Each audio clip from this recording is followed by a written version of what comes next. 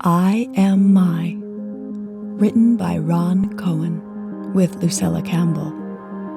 Music by Biet Simkin. Narration by Emily Richards. To the glory of creation, to the sun and the earth, father and mother. To my teachers, but among them more so to Alex and Mervyn. To my Essence friends, but among them more so to Shulamit. To the children of the world, but more so to Eviatar and Amit. And most of all to you, dear young hero. The greatest thing you'll ever learn is just to love and be loved in return. Eden Abes.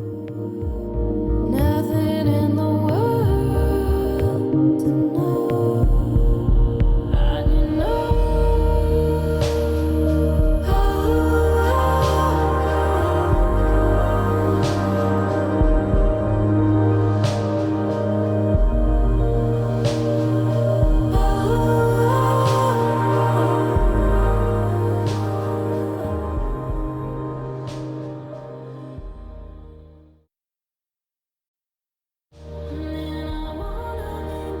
Chapter 1. Journey to the Children's City of Dunya. Before the beginning of time, in the world that is above all other worlds, the King of all kings made a decision. It was time to take his only son, Mai, whom he loved more than anything else in his world, on a magical adventure.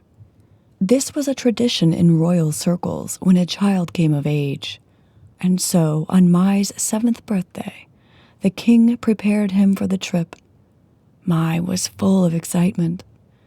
All his life, Mai had heard Dunya mentioned in hushed tones. He had heard words like alluring, awesome, magical, spells, and never to return. That it was shrouded in so much mystery just served to tickle Mai's curiosity about Dunya all the more. The king was looking forward to this grand adventure. However, he also well understood the challenge involved. The children's city of Dunya was one gigantic merry-go-round floating in space. It was a merry-go-round like no other in all the worlds.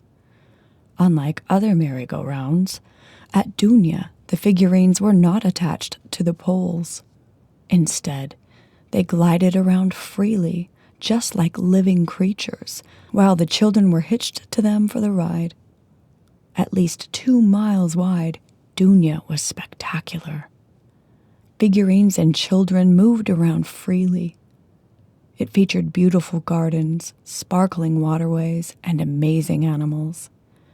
Entertainment, daily living, buying and selling, all were intermingled in the children's city of Dunya. It made the spectacular spinning city one of the busiest places in all the worlds. By day and night, Dunya was bathed in a kaleidoscope of colors. The brilliant hues of the daytime gave way to magical glimmering lights and shimmering mists that would sometimes envelop the city in the evening. Without a doubt, the city of Dunya was the jewel of all the worlds. Children would come daily from far and wide to enjoy the irresistible pull and adventure of this place of enchantment. The king, however, was not fooled by the apparent beauty of the city. He knew that the Prince of Spells might show up at will any time in the city to cast his spell, and so his heart was heavy as he took his son on this required journey. He felt a sadness as he saw the excitement grow in his child as their flying carpet zoomed in closer and closer to Dunya, going past different worlds that Mai barely even noticed. Bursting with curiosity, Mai could hardly wait to jump off the magic carpet as it came to land just outside the whirling merry-go-round.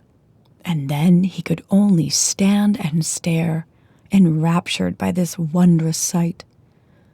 Seeing his son's longing and knowing that he had to keep Mai somehow connected to him, the king reached deep into his pocket and pulled out a beautiful star-shaped pendant. The pendant glowed, radiating a most spectacular light. The king carefully placed it over Mai's neck so that it laid upon his heart. "This pendant is made from love, and it will always be a connection between us," the king said. He hugged Mai tightly before letting him go off on his lone adventure. "Oh, father, I love you more than anyone. I promise my ride will be short, and then we'll return home together in no time. Please wait for me here." "Yes, dear son," said the king. "I will always wait for you." But if you listened carefully, you could have heard the king's heart miss a beat as Mai jumped off the flying carpet onto the merry-go-round. And if you looked closely into the king's eyes, you could have seen a cloud of worry sneaking in.